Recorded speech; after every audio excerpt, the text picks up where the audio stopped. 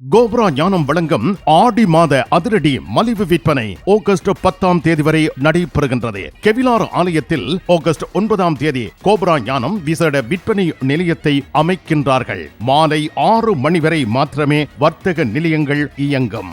Dortmund cobra ஞானம்.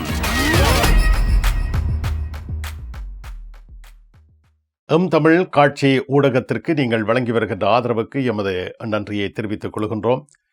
இதுவரையில் subscribe செய்யாது இருக்கின்ற உறவுகள் தயவு செய்து சப்ஸ்கிரைப் செய்து உங்கள் ஆதரவை தமிழ் காட்சி ஊடகத்திற்கு வழங்கிக் கொள்ளுமாறு மிக்க அன்போடு வேண்டிக் கொள்கின்றோம்.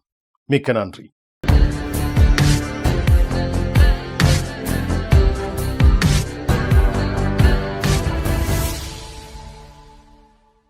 ஜெர்மனி செய்திகள். ஜெர்மனி நாட்டில் இருந்து வேலும் மயிலும் ராமகிருஷ்ணன் அவர்கள்.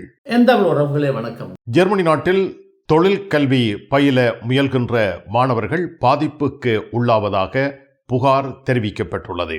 ஜெர்மனியில் வெளிநாட்டை பூர்வமாக கொண்ட மாணவர்கள் தொழில் பயிற்சி கல்வி ஒன்றுக்கு தங்களது விண்ணப்பங்களை ஜெர்மன் நிறுவனங்களுக்கு அனுப்பும் பொழுது அவர்களுக்கு போதிய அளவு ஆதரவு வழங்குவது இல்லை என்று தற்பொழுது யூனிவர்சிட்டி சீகன் என்று சொல்லப்படுகின்ற சீகன் பல்கலைக்கழகத்தினால் மேற்கொள்ளப்பட்ட கருத்து கணிப்பொன்றில் தெரிய வந்திருக்கின்றது. குறிப்பாக ஜெர்மன் பெயரை உடைய ஒரு மாணவரானவர் தான் ஒரு தொழிற்பயிற்சியை மேற்கொள்ளப் போவதாக சில நிறுவனங்களுக்கு விண்ணப்பம் செய்யும் பொழுது இவரது இந்த விண்ணப்பத்திற்கு 67 விதமான விண்ணப்பங்களுக்கு பதிலளிக்கப்பட்டு வருவதாகவும், இதே வேளையில் வெளிநாட்டு பெயரை கொண்ட குறிப்பாக ஈவான் சிமர்னோவ், அண்ட்ரேல் யூசுப் ஹாயா போன்ற பெயர்களை கொண்ட மாணவர்கள் தங்களது விண்ணப்பங்களை ஜெர்மன் நிறுவனங்களுக்கு தான் ஒரு தொழிற்கல்வியை மேற்கொள்ளப் போகின்றேன் என்று விண்ணப்பத்தை மேற்கொள்ளும் பொழுது இந்த நிறுவனங்கள் 100 கடிதங்களுக்கு 36 கடிதங்களுக்கு மட்டுமே பதில் அளிப்பதாக தெரிய வந்திருக்கின்றது. இதேவேளை இந்த கருத்து கணிப்பானது பிழை என்று சில நிறுவனங்கள் தமது கருத்தில் பதிவு செய்திருக்கின்றன. குறிப்பாக சில நிறுவனங்கள் தங்களது நிறுவனத்தில் 50 வீதத்துக்கும் மேற்பட்ட தொழிற்கல்வியை மேற்கொள்கின்றவர்கள் வெளிநாட்டை பூர்வீகமாக கொண்டவர்கள் என்ற கருத்தையும்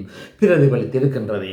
ஜெர்மனி நாட்டில் யூதர்களுக்கு பாதுகாப்பு இல்லை என்ற சர்ச்சை எழுந்துள்ளது.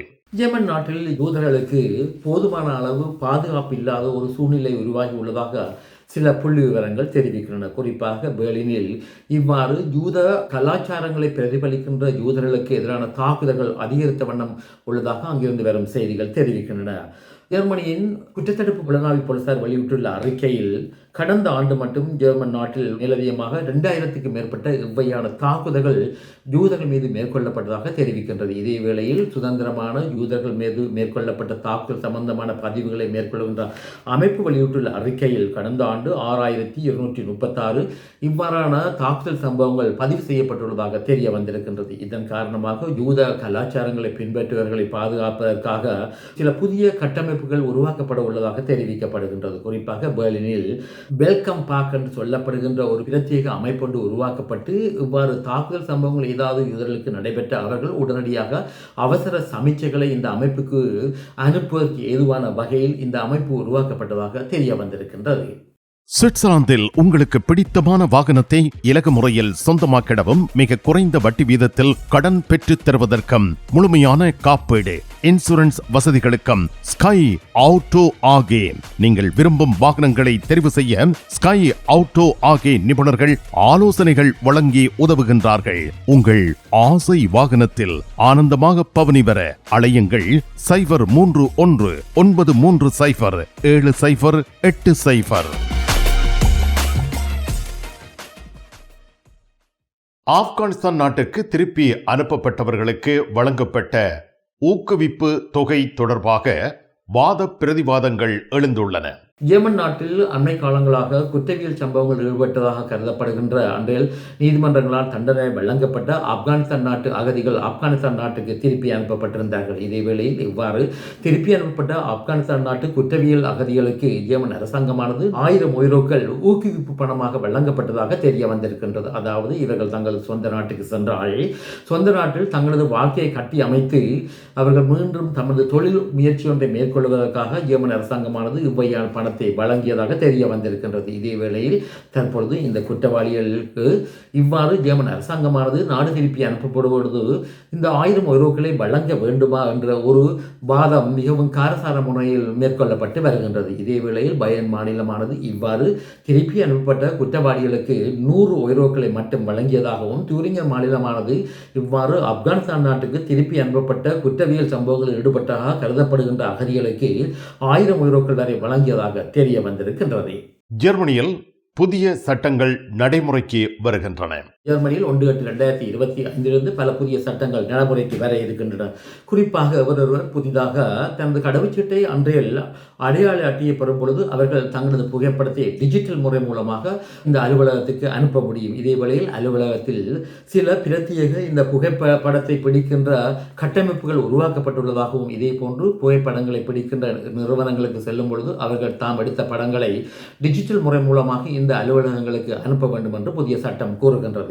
மேலும் வீட்டு வாடகை விடயத்தில் மீட் பிரைஸ் பீகல் என்று சொல்லப்படுகின்ற வீட்டு வாடகைகளுடைய விலைகளை 2029 வரை வீட்டு உரிமையாளர்கள் உயர்த்த முடியாது என்றும் புதிய சட்டத்தில் தெரிவிக்கப்பட்டிருக்கின்றது. மேலும் வீடுகளில் பாவிக்கின்ற மின்சார கருவிகளில் சைபர் அட்டாக் என்று சொல்லப்படுகின்ற இணையதளங்கள் தாக்குதலை தடுக்கின்ற வகையில் சில கட்டமைப்புகளை உருவாக்க வேண்டும் என்றும் இந்த புதிய சட்டம் கூறுகின்றது. மேலும் பேட்டரி என்று சொல்லப்படுகின்ற வீடுகளில் பாவிக்கின்ற மின்சார உபகரணங்களுக்கு பாவிக்கின்ற இந்த பேட்டரியானது பாவிக்கப்பட்ட பிற்பாடு இதை விற்கின்ற நிறுவனங்கள் இந்த பாவிக்கப்பட்ட பேட்டரிகளை ஒழுங்கான முறையில் தமது பாவனையாளரிடமிருந்து திரும்பி பெற்றுக்கொள்ள வேண்டும் என்றும் புதிய சட்டத்தில் தெரிவிக்கப்பட்டுள்ளது. இனி உலக செய்திகள். ஈரான் நாட்டில் வரலாறு காணாத வறட்சி ஒன்று ஏற்பட்டுள்ளதாக தெரிய வந்திருக்கின்றது. அதாவது 100 வருடங்களாக இவ்வாறான ஒரு வறட்சி அந்த நாட்டில் ஏற்படவில்லை என்றும், தற்பொழுது ஈரானின் தலைநகரமான தேரானில் உள்ள பாராளுமன்றம் மற்றும் நகர அலுவலகங்களை இந்த தண்ணீர் குறைபாடின் காரணமாக முடக்குவதா என்பது பற்றி விவாதித்ததாக தெரிய வந்திருக்கின்றது. என்றாலும் இந்த விவாதத்தில் எவ்விதமான முடிவுகள் எடுக்கப்படவில்லை என்றும் தெரிய வந்திருக்கின்றது. 15 மில்லியன் பேர் வாழ்கின்ற இந்த தேரானில் இவ்வையான ஒரு துப்பாக்கிய நிலை ஏற்பட்டுள்ளதாக தெரிய வந்திருக்கின்றது. அதாவது மழை வீழ்ச்சியானது 91% வீழ்ச்சி அடைந்துள்ளதாகவும், நீர்த்தக்கமானது 31% குறைவடைந்துள்ளதாகவும் அங்கிருந்து வரும் செய்திகள் தெரிவிக்கின்றன. இதே வேளையில் ஈரான் நாடானது தற்பொழுது தமது தலைநகரமான தெஹ்ரானை மாற்றி வேறு இடத்துக்கு தமது தலைநகரத்தை உருவாக்க வேண்டுமா என்பது பற்றி இது விடயத்தில் சில யோசனைகளை முன்வைத்து வருவதாகவும் அங்கிருந்து வரும் செய்திகள் தெரிவிக்கின்றன. மிக்க நன்றி வேலும் மயிலும் ராமகிருஷ்ணன் அவர்களே. மீண்டும் சந்திப்போம். வணக்கம். அதெல்லாம் இருக்கட்டுமாப்பா, வீட்டு டிடி பாக்ஸ் இருக்கோ என்ன இல்லையோ? எனக்கு விசாக்கு முதல் டிடி பாக்ஸ் இருக்கும்.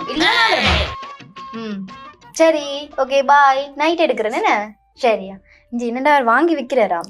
என்ன இப்போ உலகம் டிடி பாக்ஸ் எல்லாம் இருந்திருக்கு? இல்லை, அவர் என்னன்னு சொன்னா ஃபுட் சிட்டி வச்சுக்கிறாரு தானே, இப்போ கொஞ்சம் பிஸியா இருப்பார். அவர் வீட்டை டிவியும் பாக்குறீங்கள, அப்ப இப்ப நான் போறேன் தானே, இப்ப வாங்கி விற்பேன்.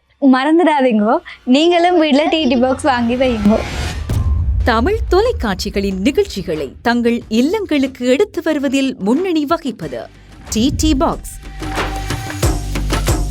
நீங்கள் விரும்பும் தொலைக்காட்சி நிகழ்ச்சிகளை இலகுவாக பார்த்து மகிழ டிடி பாக்ஸ். விவரங்களுக்கு 0049 1630 00 78 00.